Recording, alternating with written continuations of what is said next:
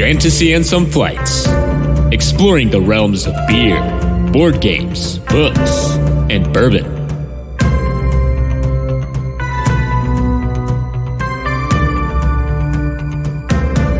Welcome to another episode of the Fantasy and Some Flights podcast. I'm Nelson. I'm Dalton. And tonight we have a special guest with us. We have Mike from Casters of Valhalla. How are you doing, Mike? I'm great. How are you, Nelson? Doing fantastic. So Mike is on to kind of talk to us about a game that he absolutely loves, which is Heroescape. And he put on an event called Scape-Con because Gen Con was canceled. So he kind of created with the community, but I think he kind of like pioneered it, this whole convention just around Heroescape. And so we wanted to bring him on and talk to him about that. But before we do that, Mike, go ahead and give an introduction of yourself. Sure. So I'm a longtime member of the gaming community. I started playing Yu-Gi-Oh! When I was in kindergarten. That was my intro to the hobby. Grinded a lot of games of Yu-Gi-Oh! With my dad back in the day.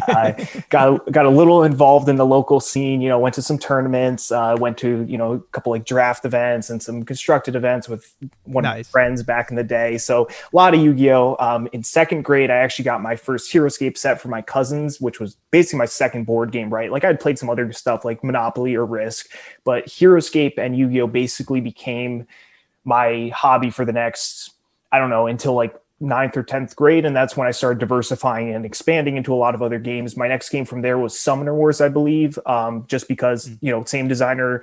I know that one. Not the same designer as Heroescape, but, the guy that went off and founded that, Colby Dausch, or I don't know how to say his last name, to be honest, but he actually ran the Heroescape website, Heroescapers. He still owns that website. So he, went off, create his own company, create Summoners, which is a spiritual successor to Heroescape. It's basically Heroescape kind of like with like a Magic, card game style thing going on. And so I got into that, starting into other games. I got big into some dead LCGs, like the Game of Thrones LCG, all those, Eric Lang designed. Eric Lang is the king of designers, in my opinion. So Blood Rage, Rising Sun, all those dead LCGs. I just played the others again yesterday for the first time in a couple of years and loved it. Arcadia Quest, you name it. If it's Eric Lang, I probably play it. But still throughout all this, I got big into the Heroescape community back in 2011 was my first local event. And then 2012, actually, my dad and I went to Gen Con for the first time to play Heroescape. We did all Heroescape every day for 4 days, and it was amazing. So we just kept doing that. We did it basically every year until 2020 when the pandemic happened. Gen Con got canceled, obviously. Now we're in 2021. Gen Con was like kind of canceled, kind of not, Heroescape. And I guess before that, so I got involved on the organization side of things back in like 2017. I started helping run the events at Gen Con. My involvement spanned from helping pick maps to helping then pick events in like 2019. So then in centered around like Heroescape. Yeah. So okay. I'm not working at all with like Gen Con, the organization. No, that's like high level stuff way above me. But there's a team of us that have run the events at Gen Con. There really it's 3 guys that were running the events from 2012 through about 2019. And then I started, they started outsourcing stuff they wanted done, which after running my own convention, I completely understand. And I will be doing the same a lot more in the future. Yeah. So then in 2021, we made the call to not run events at Gen Con just because Gen Con basically told us that we can't even guarantee you that we're going to allow in-person gaming. This was back in, I'm not sure how much I'm allowed to say, but I think this is all fine to say. Like back in like March, that's when we found out from Gen Con, which is like, hey, we don't know that we're going to allow physical gaming at Gen Con in September. Right. So then it's kind of like, well, we can't really advertise to people that we're going to have Heroescape events. We don't know what those events would look like because we don't know if we're going to have the space. We just don't know. We have no idea. So we made the call to not run events. And once that looked like a possibility, and I don't know how far we want to get, this is starting to move towards the Scapecon, but basically I decided to run very similar to what we do at Gen Con, which is a bunch of events over 4 days, about a dozen events with one big event, which we call the main event or the championship. And we decided to do that our own way at our own little convention and call it Scapecon. So that's a little bit of a background of me. And I've played a lot of games. I go to Dice Tower Con down in Florida, which in my opinion is still it's still the king of conventions. I've never been to a better run convention. Oh, really? Okay. I can't recommend it enough. I believe it's now called Dice Tower East. My understanding is that Dice Tower West and the cruise and all that is also well run, but the one I've been to 3 or 4 times with my dad is Dice Tower East, and just can't recommend it enough for anybody looking to play just, a wide variety of games. Very cool. Yeah, I'm really excited to dive more into Scapecon and Heroescape, just so that our listeners can kind of get a background and understanding of what Heroescape is. But before we do that, on each one of our episodes, we are typically drinking either a beer or a whiskey or something similar, and Mike is joining us this time around. And so let's go ahead and hop into the flights, and let's talk just briefly what we're drinking, and then we can go right back into the Heroescape. Dalton, do you want to start us out with what's on your flight? Yeah, I will be super quick, honestly, tonight. I am, again, drinking Legion, which is the one I had on our most recent board game episode. And so this bourbon, it's the one that, if you didn't listen to that episode, it's taking Jim Beam barrels, and it's being mixed by Shinji Fukuyo from Centauri Whiskey. And so it's just a really delicious bourbon. I was just too excited to not have it again. So two episodes in a row now. That's fair. What about you, Mike? What are you drinking? So this is the Big League IPA by Harpoon Brewery. So it's like a 7% alcohol content. It's pretty good. Not my favorite, but it works. Gets the job done. So are you typically an IPA guy, or do you like all types of beers? My dad's an IPA guy, which is kind of why I am. I've drank, I started getting to, I tried a sour recently and I liked it. So we'll see where I branch out. I've also had, I've had my fair share of PBRs and stuff like that too, but the king, that won a blue ribbon, I heard. So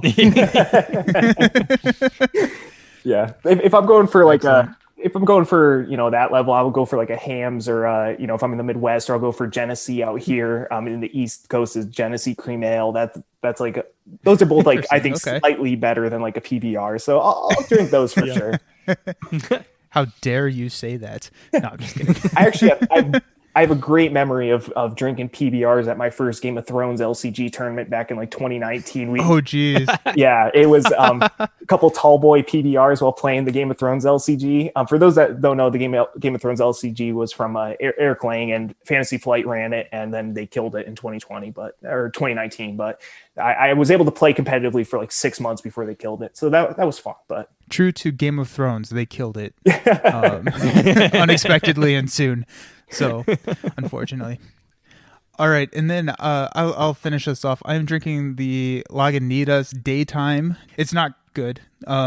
So I talked about on a couple episodes ago how I'm trying to do like lower carbs and everything, and this is another one that I found alongside of the other beer. The other beer that I don't remember what it's called. But this was another one that's a low carb IPA, and it tastes way worse. So I don't recommend it. So it's sad, but I'm having what I had in the like. fridge. So yeah, and I am. Mike's having something he likes. We had to have one pessimist on the cast. So right. Alrighty. So one danger of Excellent. Exploring the realms is sometimes you end up somewhere you don't want to be. Right. Exactly. Yeah, it was a Dogfish Head. I don't remember what it's called, but I remember it's from Dogfish Head. But anyway, I think it played off of Low-Cal. Yes. Yeah. Something like that. But this one does have 0.6 less carbs per can, so there you go. I can at least say I'm being healthy. Yeah. That's what you want to call it. Sure. Okay, so let's transition back to Heroescape. So, Mike, tell me about Heroescape, what it is. It's no longer alive. It's a dead game, but there seems to be this huge... Well, I don't know if it's huge. It's a large community that still follows it. So talk to me about what it is and how we got to where we are in the Heroescape space. Sure. So Heroescape was a mass market game put out by Hasbro, and then later Wizards of the Coast, which is also owned by Hasbro. It was originally published in 2004. They transferred it over to Wizards of the Coast, and I want to say 09 or 08, and then they released 4 sets that were kind of crossover sets with D&D. Basically, they used the D&D miniatures line, if the listeners know what that is, which is basically this pre-painted miniatures line, and they took those figures and repurposed them for Heroescape. It cuts down on, I guess, molding costs, and also I think they were trying to draw people into D&D too, and draw people into Heroescape from D&D. So they're trying to like kind of mix the things. Really what it is it's a 2-player, primarily 2-player. It doesn't have to be. A lot of people play with, huge maps with a ton of people, but basically it's modular terrain where it's almost like Legos. They connect and they stack. And so you've got these hexagonal tiles, and you've got all different types of things, right? You got your standard like grass and rock and sand, but then you've got water, which affects movement, and you have big ice glaciers, and you have lava fields, and you have jungle trees and evergreen trees, and roads and bridges and all this stuff, castles, and all of it. You can mix it all together, create these really awesome maps. You can create really cool scenic maps. Tournament maps are a little different, but basically they restrict how many sets you can use. That way it makes for nice, balanced, dynamic gameplay with, interesting decisions. So basically at its core, you have your army of, I would say anywhere from on average, like 12 to 18 figures nowadays. Things have shifted over the years, but I would say usually you have around 12 to 18 miniatures against your opponent's 12 to 18 miniatures, fully pre-painted, and basically you build your team, they build their team, and you fight on this map. And that's kind of the crux of what Heroescape is. The price point back in the day was nuts. It was like you would get the master set for, I think, $30 at Toys R Us, and that would come with a ridiculous amount of pre-painted plastic terrain that, again, all connects and stacks and all that. A huge mess of it with like 30 pre-painted miniatures and 17 stat cards plus the rule book plus the dice and order markers, and I play X-Wing, and I spend $20 on a single pre-painted model. So right. Yeah, we go buy Eric Lang games just for the minis. Yeah. And the paint jobs aren't amazing, but they work. They're functional paint jobs. They're not as bad as like HeroClix paint jobs. If anybody plays HeroClix, those paint jobs, a lot of them, sorry to HeroClix fans, but sorry, they're just not good. I've seen some of them might be okay, but I've seen a lot of pre-painted miniatures, and Heroescape does a better job of it. Not quite as good as, let's say, an X-Wing, but anyways, so Heroescape though has shifted. So hold on, I got a question. Yeah. Sorry, can I cut in? We have some listeners, and I know Dalton has played like a Warhammer 40K.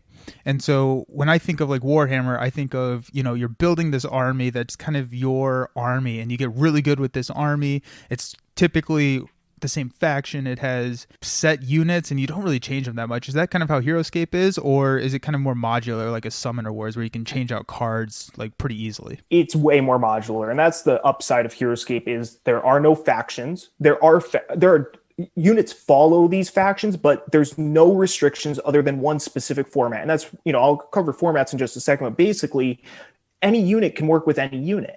Anything can be built together. So there are about 220, I want to say, units in the official game, different units. And that's insane. Yeah, it's a crazy number. It's so many.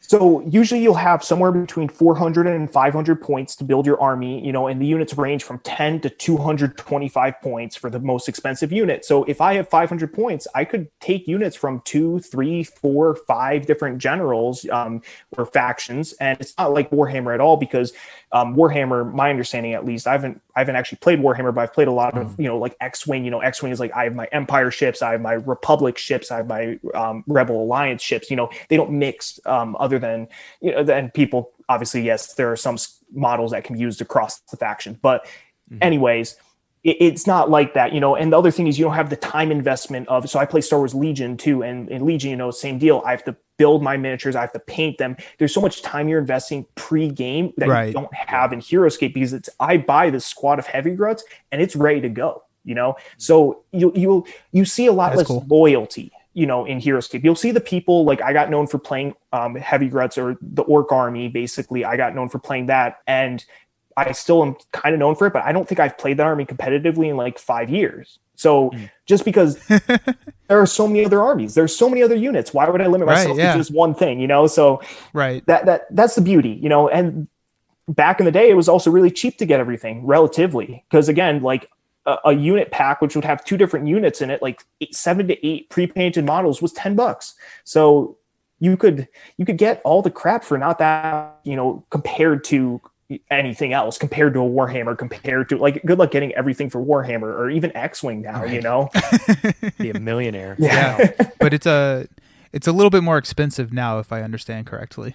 It is. Heroescape. It is if you want everything, and if you want, so basically there are heroes that are their unique stuff, which you can only have one in an army, so you only need one copy. There are commons though that oftentimes you want like 4 copies of, and so yeah, if you want 4 copies of every single in the game, you're going to spend a lot of money. But if you just want to get pretty much any top tier army, just like generic, really top tier army, you can get any top tier army in the game still for like $200-300 maybe. So like a lot of the cost is in the terrain, and it's in specific things that are way overpriced, and I would never recommend anybody buy, at least if you're starting out. And I plan on actually I plan on breaking this down at some point for people to help, because there is a misconception. Like if you want everything and you want multiples of everything, yeah, you're going to drop like 10K, but you don't need that at all. You don't need to be anywhere. Yeah. So you don't need to be anywhere close to that. You don't need everything, and you don't need multiples of everything. You can be smart about your purchases, and you can get into the game, much cheaper. I guess it would be the same as like a budget Magic deck, except you're not building a budget deck. You're building literally one of the best armies for like $200, which is not cheap, but could be a lot more. For sure. Right. Yeah. I guess the big thing I would spin off that then is just kind of how it's shifted over the years is, so, Heroescape was very big on the, like, let's have different formats. And I think that's one of the biggest differences between it and X-Wing and Warhammer is in, I don't know enough about Warhammer, I guess, to be able to say that definitively, but in X-Wing, I points that I build my squad, and every tourney basically is that I roll up with my 200 point squad, and I'm just trying to beat the opponent, right? It's a 75-minute match. I want to have more points on the board at the end of the 75 minutes. Heroescape, there's like a million formats, not quite, but the whole thing is kind of, we're going to have all different point totals, and we're going to have all different rules in this one format. General Wars, you can only use units from one general. You have to pick and choose. Other formats are like Key to the Battle. Your units don't start on the board. Instead, we go through a process of placing units one after the other. We ran a format called Betrayal, where at the start of every game, you stole one thing from your opponent's army and made it part of yours. Oh, that's cool. That's fun. It was a blast. The meta was bizarre. Yeah, I was gonna say that's a decision right off the bat, right there. Exactly. And so, like when you're building your army, you're like, I want all my pieces good, but none of them can be so integral that if my opponent steals this other thing doesn't function. Right. Yeah. Right. Yeah. You can't throw that 225 point figure in there, because then you're just going to get rolled on, because they're going to take it every single time. Well, and I actually thought that too. I actually brought so I only went 2-2 in the format, but my 2 losses were because my opponents made really good decisions. I brought a 210 point figure that was app though. Oh wow, okay. I built my army specific so that everything else would be very good into that 210 point figure. So the 210 point figure is amazing into what they brought, hopefully, just because it's a generically really good unit, but it's not very good if they steal it and try to use it against me. That was kind of, and it wasn't the most ideal optimized strategy, but A, I had a ton of fun with it, and B, it worked pretty well. So, But the thing is, when you're doing all these different formats and it's just this one little 4-round tourney, people are trying to figure out the meta. People don't know the meta. People are trying to figure out what works, what doesn't work. It's just a very different, always evolving, always changing process than, like in X-Wing, we optimize and we optimize and we optimize. And then, we figure out the counter to that. We're going to optimize the crap out of that, then figure out the counter, it's just a different process, and we don't really do that a whole lot in Heroescape anymore. The quote unquote bring the cheese, bring the best thing. Even our championship is now reverse the whip, which is every other round. Every odd round you use your own army. Every even round you use your opponent's army. So you have to be able to both win with your army and beat it round after round. So so you can't just bring the best army, right? And it really emphasizes player skill as well, because there's a lot of there's a lot of dice rolling in Heroescape, but at the end of the day, there's a lot of strategy in how you approach the games, and there's a lot of tactics too. A lot of tactics. It's also a game with order. Basically, there are these order markers. That's one of the biggest. That's my favorite thing in the game. Is basically you have 4 order markers: a 1, a 2, a 3, and an X. The X is just a bluff.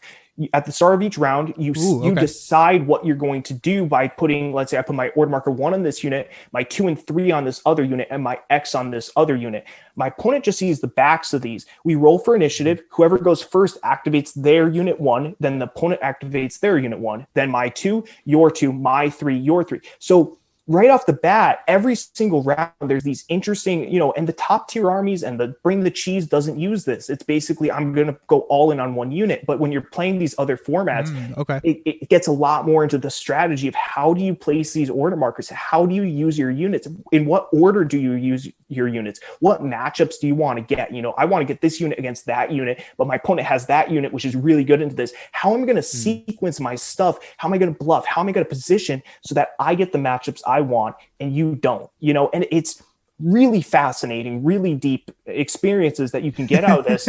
And this was a game designed for 8-year-olds. This is a game with like 2 rules, it's like, so right. I personally, it's really interesting because I think like you've been describing like this order markers and all of this where there's this bluffing, you have to try and figure out what the meta is for the army because you can't just bring the best army. It feels like there's so many like decisions that happen not necessarily in the game itself. Well, there are a lot of decisions, but before that, even like how are you? What unit are you going to take? And it just feels like there's this whole meta game behind the entire just tactile moving dudes around the map and trying to kill them.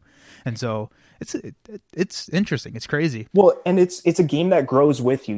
If you're an 8-year-old, you just want to roll a ton of dice, smash big into each other, and like this is a game where you've got it's anachronistic for anybody that doesn't know. You've got Revolutionary War soldiers, you've got Roman legionnaires from back in the day, you've got futuristic agents, you've also have like robots, like what if robots invaded? You also have this alien race, but then you also have everything fantasy. You have dragons, you have elves, orcs, like anything you name.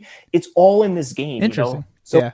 Well, I'm 28 and I still want to just do the big monsters and smash stuff. So yeah. and we have a format for that, Monster Mash, where you have to have a certain amount of points. I love it so much. Big units, so it's just there's formats for everything, and it grows with you. That's the big thing with the game is there are just so many levels. It's like an onion, and that's why you never can get you can never get bored with it, really, right? You can just keep playing it. It's just going to keep changing and evolving. So it's amazing that you guys are able to accomplish that when they're not actually coming out with new content for it, right? Because that's what keeps a lot of these games interesting, right? Is that Warhammer will roll out a new rule set, they'll roll out a new codex for a certain army, and all of a sudden the meta just gets tossed and everybody has to figure it out again. But it only takes a couple months, right? And so every like handful, a couple times a year or something, they have to like shake things up, or else it gets kind of stagnant. Right. You guys have found a way to do that with Heroescape when no new content is kind of like coming out.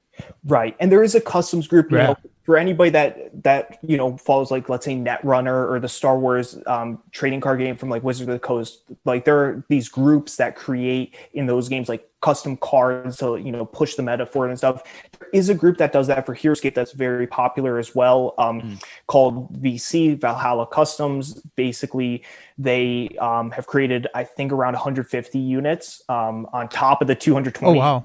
Yeah, it's a lot, and those are popular, especially at like local scenes. A lot of locals use those figures. So, and we did allow a couple of the formats allowed the use of those customs at Scapecon too, but we it's not in every event thing because again, you can shift what's good and how to play the game so much without them anyways. And like if you both shift it drastically by changing the rule set and then also add another 150 units in, it's like good freaking luck having any clue what to do.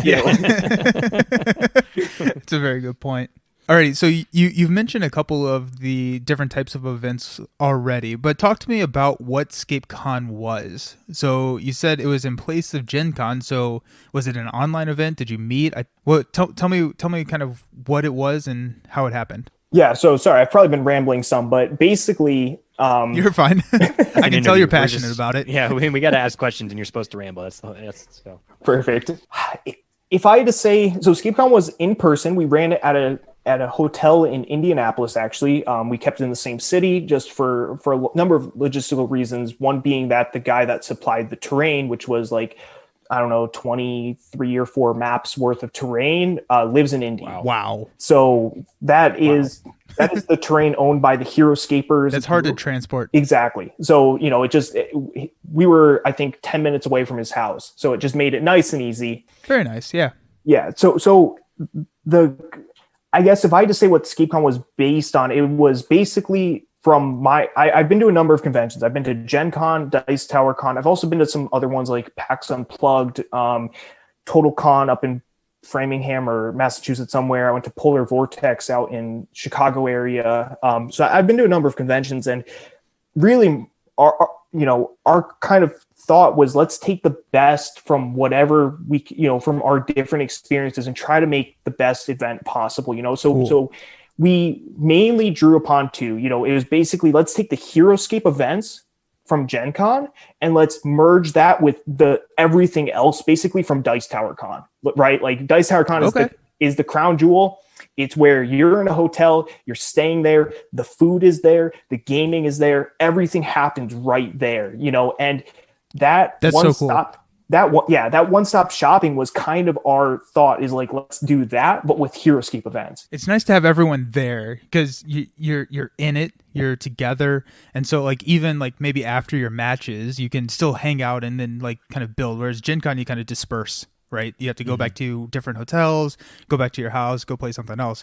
But it feels like it was a lot more of a community feel here. Yeah, exactly. I would definitely say that because, we're eating meals together at Gen Con. It's like, I finished this tournament. I've got an hour to go get food before the next tournament. So I've got to walk 10 minutes to the food court, grab my food, walk 10 minutes back. You're wasting so much time, and everybody's doing their own thing.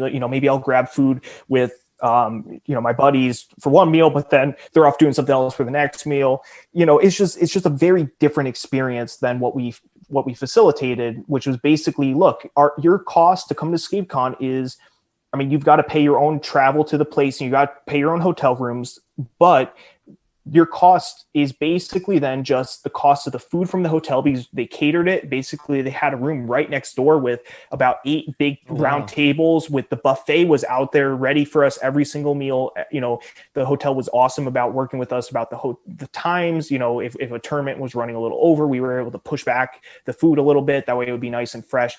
It worked out amazing. It was literally like, let's just walk right out this door and right into the next door in the same hallway. And we're into this catered meal for every single meal.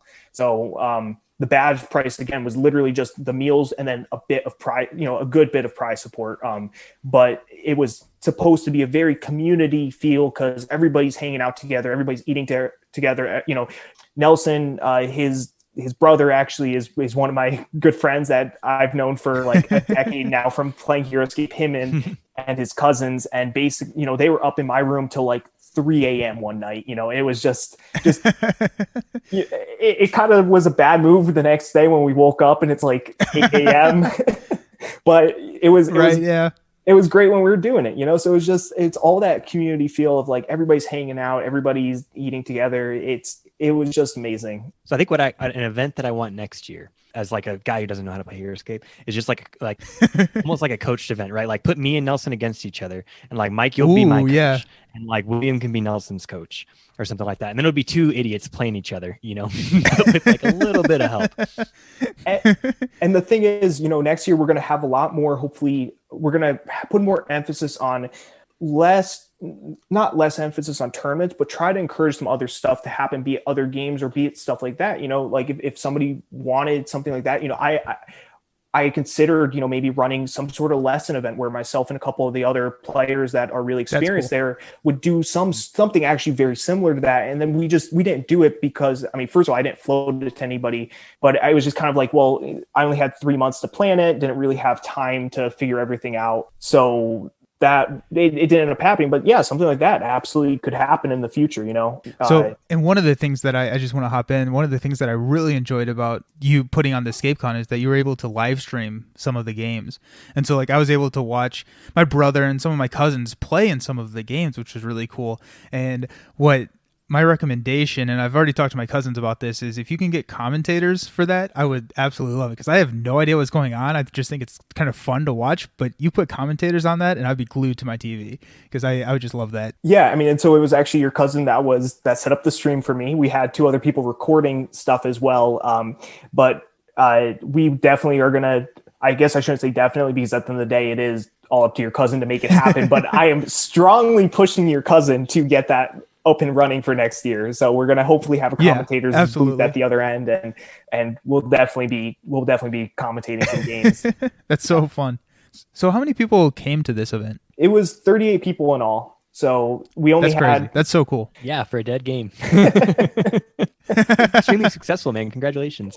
Thank you. And we only had 3 months to basically, we found out Gen Con wasn't happening at the end of March, and we dropped the announcement on April 3rd, I want to say, or maybe April 4th. And this ended up happening on like July 28th or something. So it only had like 3 or 4 months to plan it all, prepare it, get everybody on board. So it was like me making calls to a bunch of people, making calls to Nelson's brother and cousins, making calls to a bunch of other players that have always gone to Gen Con, and basically saying, hey, I've got this idea. I need you guys to back it. I need to drop this announcement with a bunch of names behind it. That way people know, A, it's legit, because you're asking people for like $335.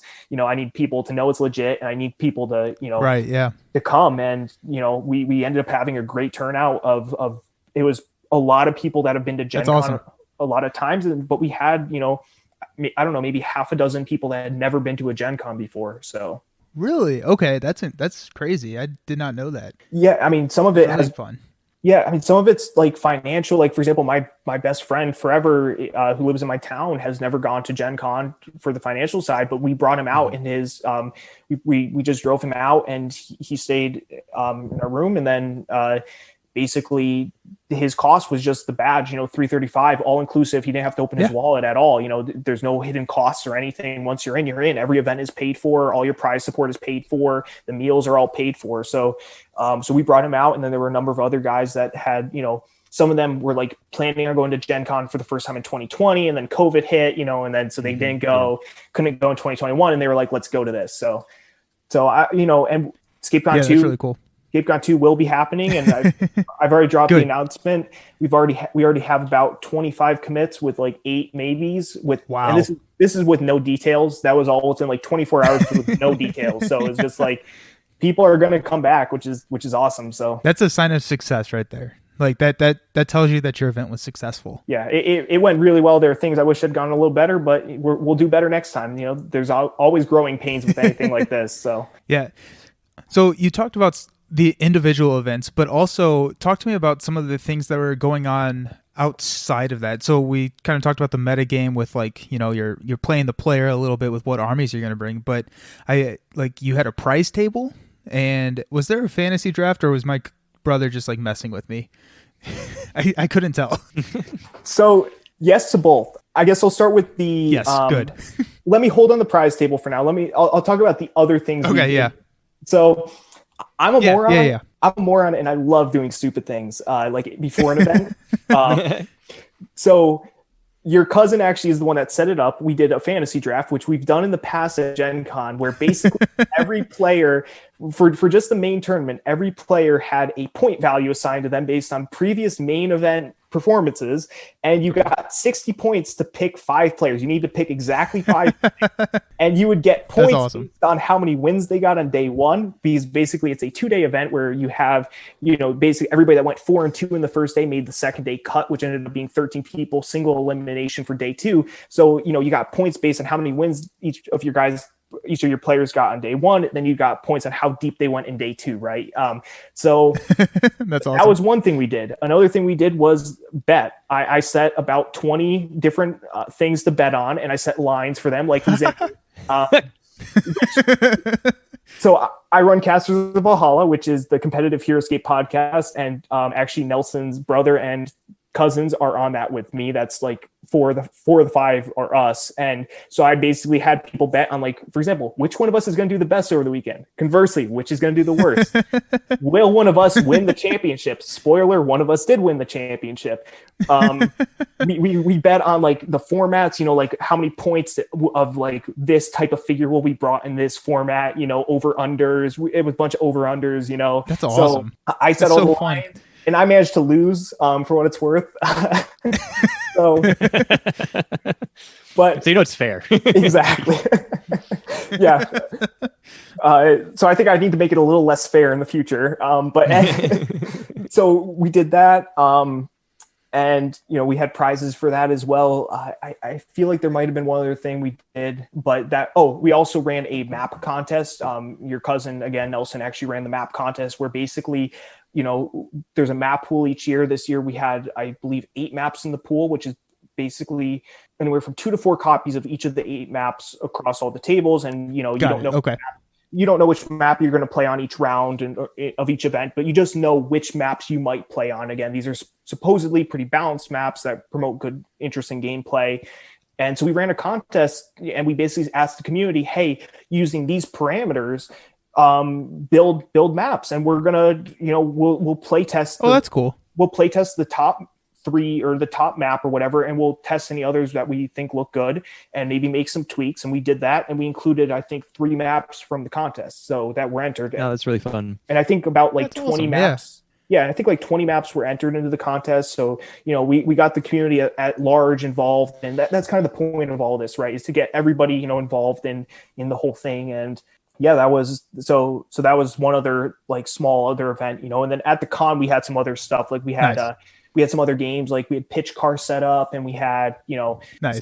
stuff like that. In the future, hopefully we're going to have like an Ashes tournament for anybody that plays Ashes, the card game from Flat Out Games. So, the new version or the revised or okay. It's I've been playing it a lot. It's fantastic. So good. You should should have a Summoner Wars tournament as well. I would definitely be down for a Summoner Wars tournament. I'll need to borrow 2.0 product or buy my own 2.0 product, I guess, or we can just do 1.0. I have everything, so I can do 1.0. But either way, I'll show up. Nelson and I talked at length actually about Summoner Wars 1.0 and 2.0, and at Scape-Con actually Nelson came in for it. So now for the prize table, that isn't really my all this stuff. If you notice, the common thread for everything is me stealing ideas from other people that are smarter than me. For example, the betting was stolen directly. Like that's a big X-Wing podcast does that for X-Wing events. So I was just like, oh, that's fun. I'm going to do that. Or like the Heroescape fantasy draft again, back in the day was not, and same with the map contest. Oh, that hasn't been done in a while. Let's do it again. So gotcha. Prize table was the same, no difference there. Basically, there were door prizes that you got just for showing up. And the big thing that we did for the first time ever here was the first time ever in the Heroescape community was alternate art cards. Now that's a big thing in a lot of other games like the FFG games and really any collectible game has these alternate art versions of the same cards as prizes, right? It's just something that incentivizes you to go, and it's just cool swag that you get to use that doesn't have any actual value. So we got 12 different Heroescape cards made up as alternate art cards. My buddy Tommy he takes awesome photos of figures in real life settings. So he lives on a farm, and so he was like, oh, over on this river, I'm going to take a photo of this squad that clones in water, this like alien squad that can replicate themselves if they're in water, or like the dwarves, he put them in front of like looked like a cave, like really cool things, awesome photos. He does the same thing for X-Wing actually. So him and then another guy basically updated the cards. So we got 12 of those printed up, 12 different ones. So we gave out 3 as door prizes. We gave out another 3 actually for like an early sign up incentive to get people to sign up and commit to coming to the event before we became responsible. Myself and my dad became responsible for the credit card. Before that became non-refundable.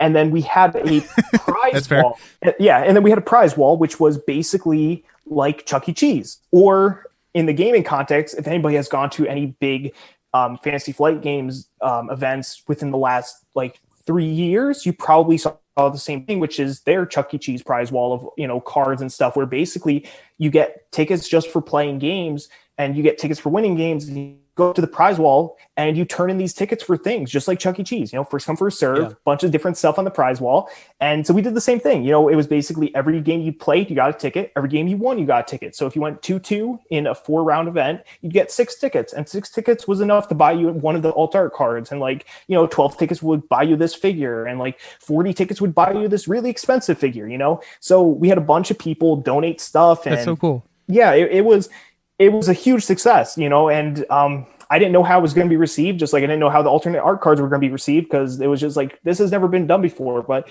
my opinion is, if people are already paying the money to come out, they're paying the money for the meals, they're paying the money, for hotel lodging, for travel, all that stuff, I may as well prize it as best as I can and make it so that they walk a bunch of stuff, So we did custom t-shirts. We did, we had custom dice bowls. We had custom dice. We had custom sets, like one of the terrain sets. I commissioned a couple sets of those to be made to put out on the prize table, so that just people can walk away with just a decent amount of stuff just for showing up and playing a bunch of games. So yeah, that's incredible. I when I saw that prize table, I was immediately like in awe. Not necessarily in awe, but I was just like, that kind of stuff just really, I love that kind of stuff. And so I was really excited to see that. I know that my cousins were really excited. I think one of them got the custom, I don't know if it's the custom, but he got a jungle set. He was really excited about that. And so it was just kind of cool to see kind of like you win even if you're not winning, because you get the ticket just for playing the game and then you can go get cool swag. And it was just like a really nice addition to kind of top everything off, I thought. So yeah, for sure. Really like cool. kudos to you, man, because that's a lot of extra work on your end just to kind of like make that prize table happen at all, and to have the ideas for it, and to kind of like you said, you're commissioning stuff and everything. And I'm totally with Nelson that like, okay, that prize table works in this setting because you have the same group of nerds who are going to like love that exact type of thing about right, that prize table, right? And it's so they really get to benefit from the fact that you are someone who's organizing it, but you're not organizing it to like make a buck, right? You're organizing it because this is a passion of yours and something that's really interesting. So you're the exact right person to be designing all of these like fun types of prizes for them. So that's really well done and really cool. Thanks. Yeah, I'm kind of a lot of these guys are very solely Heroescape players, like basically they only play Heroescape, or primarily I'm in the right position where I've done all these other games. I've seen what's worked and I've seen what hasn't worked. So I've been able to really, even though I'm only 23, I've been able to really use my experience in all these other, areas of gaming to try to just piece together the best aspects of a lot of things, and so I already have another couple ideas for prizes for next year. So the prize table is just going to keep growing. So. Well, I mean, this sounds amazing. So you said that there's going to be a Scapecon 2. Do you know when that is, or where people can find information about that if they are interested in maybe joining up? Like, I posted some stuff on Instagram, just like while I was there. I posted some stories and everything, and I had a lot of people reach out, and they're like, I had no idea that this was a thing. Heroescape's still around. Like, I used to love this game type thing. So tell me about how people can find the community, find you, find Scapecon 2, or just kind of get engaged more with Heroescape. Yeah, so the best place people can go is Heroscapers.com. That is still the community site. It's still very active. There's anything from maps to competitive armies to customs to millions of customs to events to everything. And there's an event section there. There's a subsection there for Scapecon. If you go there, you can see Scapecon 2. We've announced it. It's July 13th to 17th of 2022 at the same Holiday Inn Express not Express, Holiday Inn something in Indianapolis. Again, it's actually gonna be 5 days this time. We're starting it officially on the Wednesday.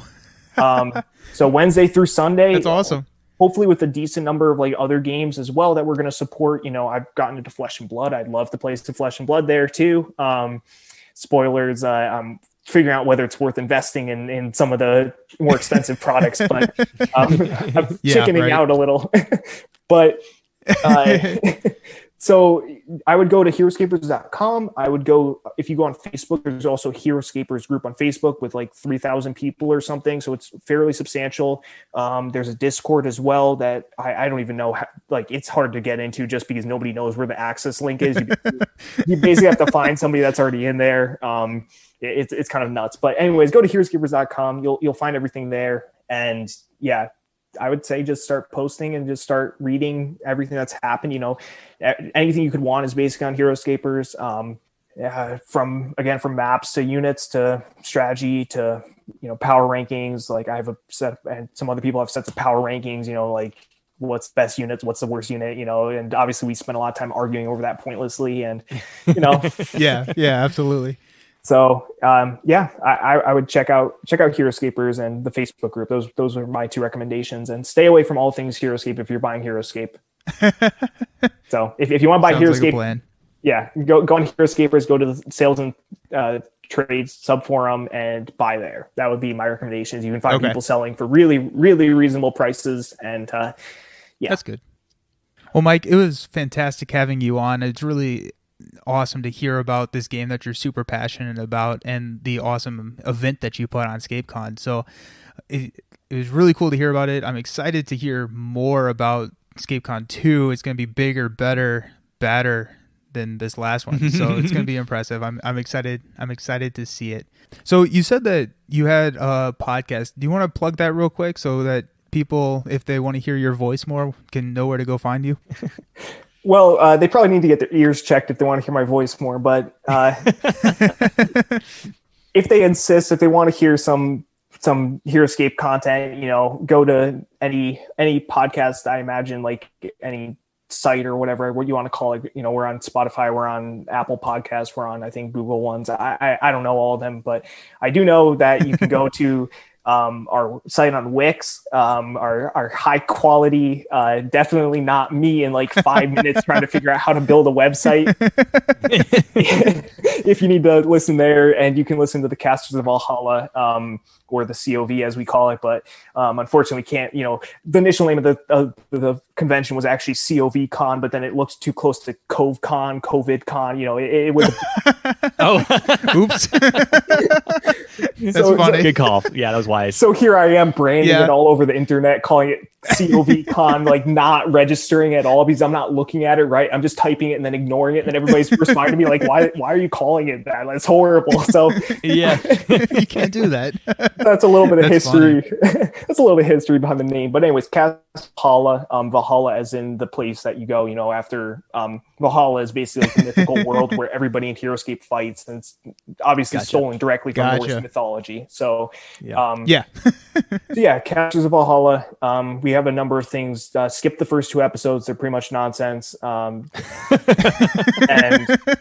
Hey, that's like our first 46 episodes.